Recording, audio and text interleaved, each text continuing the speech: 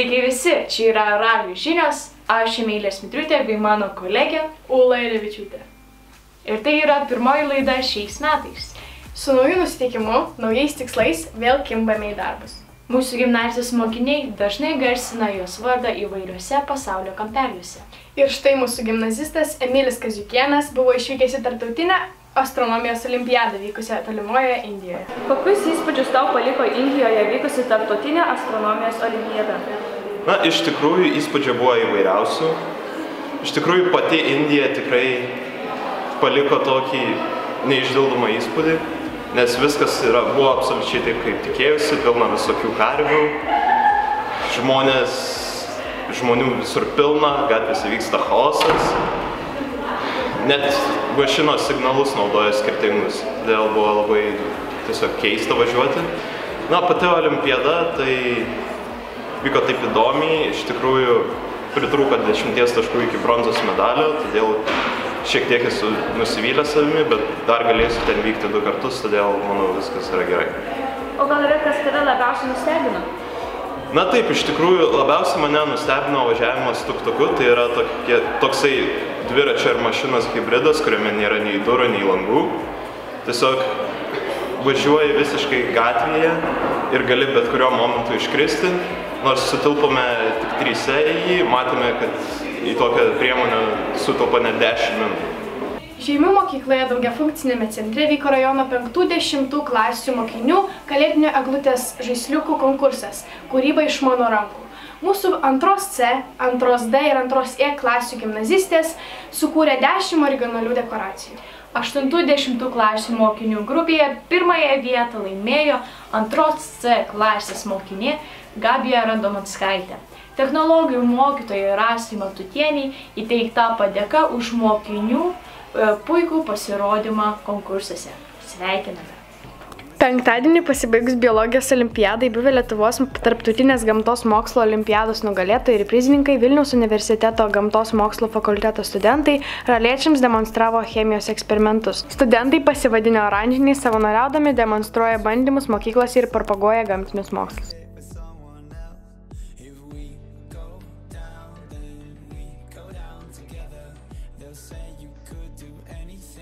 Dažnai vykstate į kitas mokyklas? Maždaug apie 5 kartų į metus važiuojam per 3 gamtos mokslo olimpiadų antruosius etapus, tai yra miesto rajono etapą į vieną iš Lietuvos mokyklų. Taip pat būna dar porą išvažiuojamųjų sesijų, tiesiog parodyti bandymus, pristatyti gamtos mokslus ir panašiai. Ar jums čia pirmas kartas Jonavoje? Taip. Sausio 13 dieną mūsų mokiniai ir mokytojai labai gražiai paminėjo Laisvės ir gynėjų dieną visoje mokykloje uždegdami žvakutes.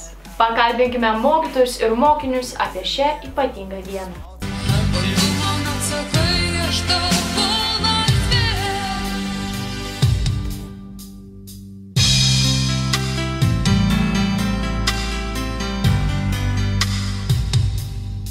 Kaip 1991 m. sausio 13 diena atrodė jūsų akimis? Buvo labai baisu. Žiūrėjome televiziją ir net negalėjome patikėti, kad taip gali būti pas mus. Ir dar labai baisu buvo, kai dingo televizija. Dingo vaizdas išvis. Nebuvo transliuojamos laidos jokios. O ar pati dalyvavote įvykių sūkuryje? Ir tada po sausio 13-osios įvykių mūsų mokyklos mokytojai susiorganizavo ir mes važiavome į Kauno rajoną, į Sitkūnus ir ten saugojom, ten yra televizijos stotis, per naktį televizijos stotį.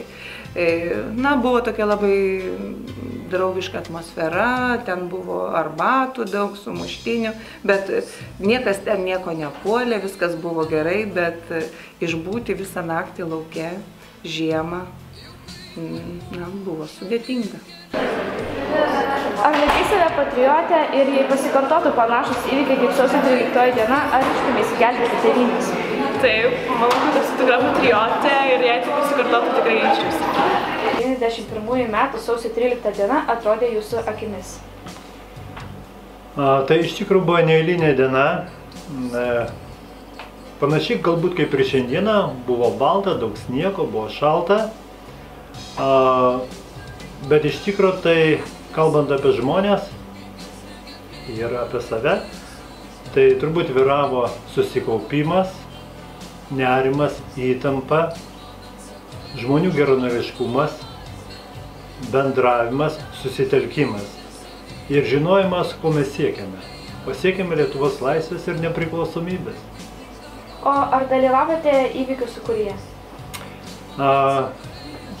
Turbūt dauguma lietuvių dalyvavo ir kitaip negalėjo pasielgti, nes buvome visi priglūdę prie televizijos ekranų, prie radijo imtuvų, netgi ir užmigdavome prie jų.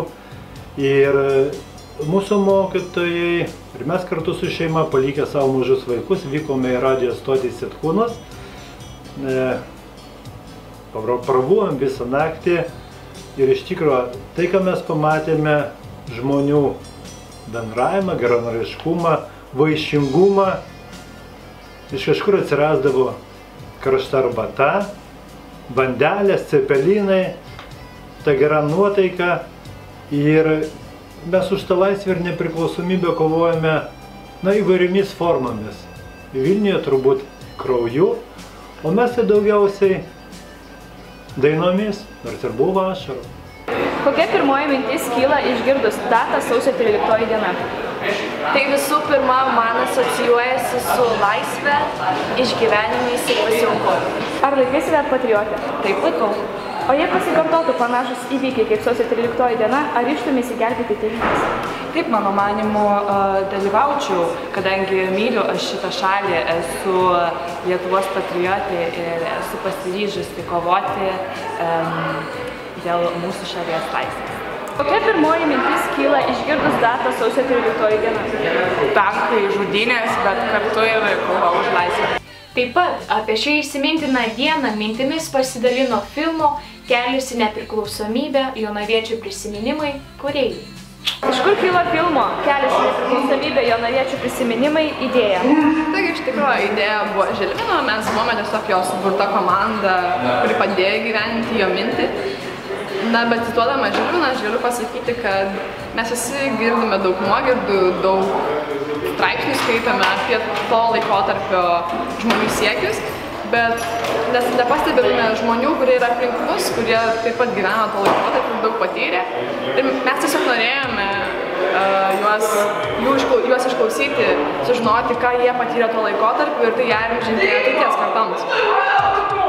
Galėtum palyginti žmonės, kurie išgyvena šios įvykius su dabartinė karta? Na, praeities karta yra daug labiau patyrusi negu dabartinė karta, jį išsivadavo iš priespaudos ir abejoju, ar labai patartina lyginti dabartinę ir praeities kartą. O kaip manai, ar patriotizmas nėra išblėsęs? Patriotizmas niekada nebus išblėsęs, kol kiekvieno žmogaus širdyje bus nors lašelį pagarbos mūsų valstybei. Taigi dėkojame už dėmesį ir su jumis buvo Radio Žinios!